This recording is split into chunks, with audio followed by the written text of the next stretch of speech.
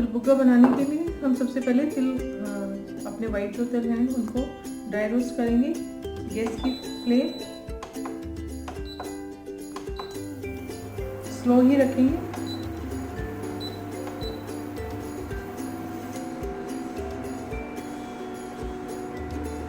हमें इसको तिल फूलने तक पकाना है, बहुत ज़्यादा नहीं पकाना, क्योंकि ज़्यादा तिल भुन जाए तो उसके बाद उसका स्वाद और टेस्ट थोड़ा बिटर हो जाता है।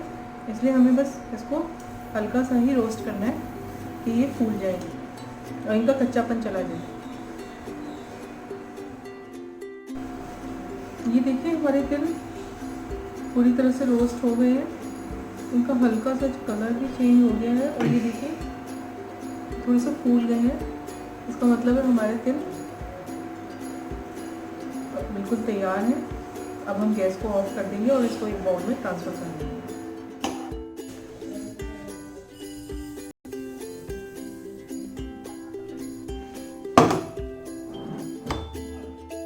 अब हमारे ये जो रोस्ट करे हुए तिल हैं इसमें से हम थोड़े से तिल निकाल के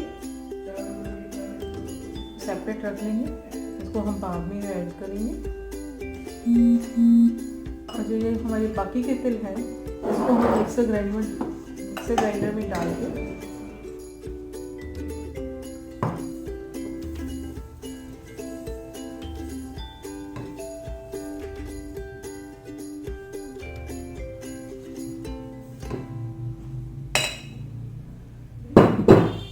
इसको एक कोर्स पाउडर के रूप में इसको पीस लेंगे। पूरा नहीं पीसना है, थोड़ा सा हल्का सा पीस लेंगे।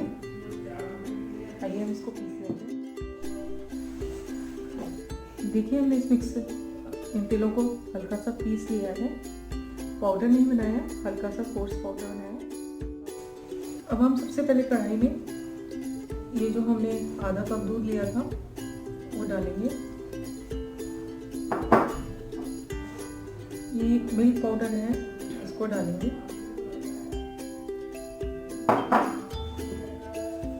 और इसको पहले इसमें घोल लेंगे ताकि इसमें लम्स ना पड़े।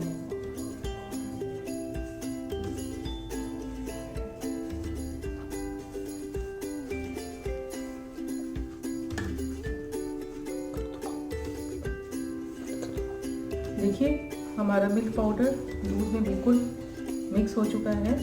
इसी स्टेज पे हम चीनी को ऐड करेंगे। ये मैंने रेगुलर शुगर लिया, आप चाहें तो शुगर पाउडर भी ले सकते हैं।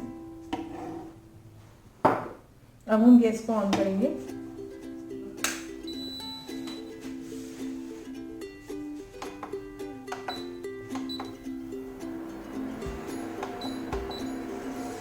और स्लो फ्लेम पे इसको मेल्ट करेंगे।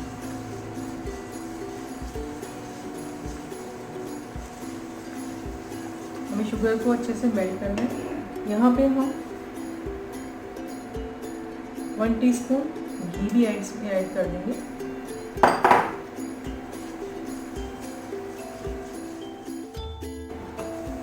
हमारी शुगर पूरी तरह से मेल्ट हो चुकी है। अब हम यहाँ पे जो हमने रोस्टेड तिल थे उसको हम इसमें ऐड कर देंगे। इसको मिक्स कर लेंगे।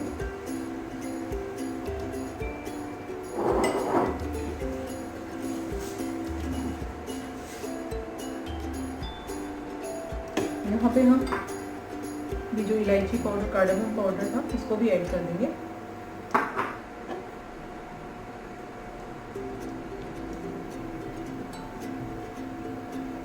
जब तक ये डो फॉर्म में नहीं आ जाता तब तक हम इसको कुक करेंगे।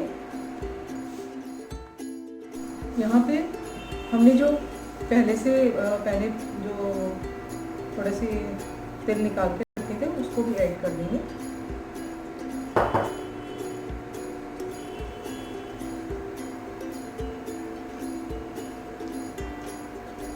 अच्छे से मिक्स करेंगे। ये देखिए ये हमारा एक डो की फॉर्म में आ गया है।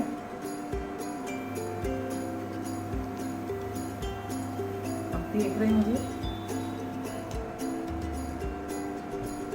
हल्का सा और थोड़ा सा हम कुक कर देते हैं ताकि हमें शेप देने में आसानी हो।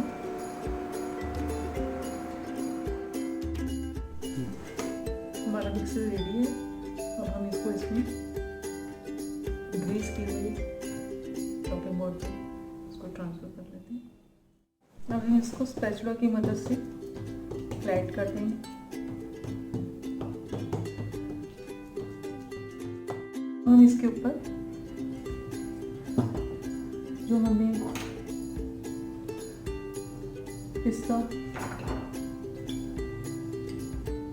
चॉप किया था उसको फैला देंगे, स्प्रेड कर देंगे।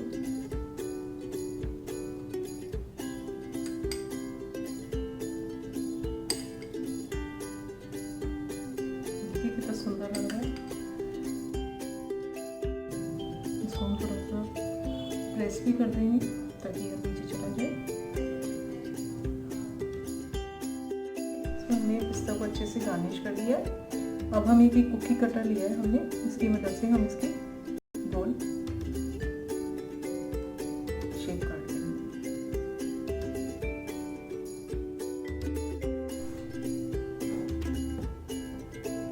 अब इसमें एक्स्ट्रा जो है उसको हटा देंगे और उसको दोबारा शेप दे देंगे।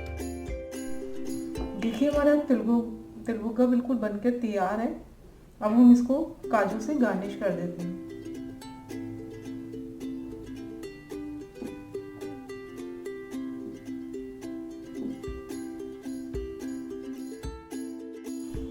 देखिए कितना सुंदर लग रहा है। अब हम इसको 10 मिनट के लिए फ्रिज में सेट होने के लिए रख देंगे।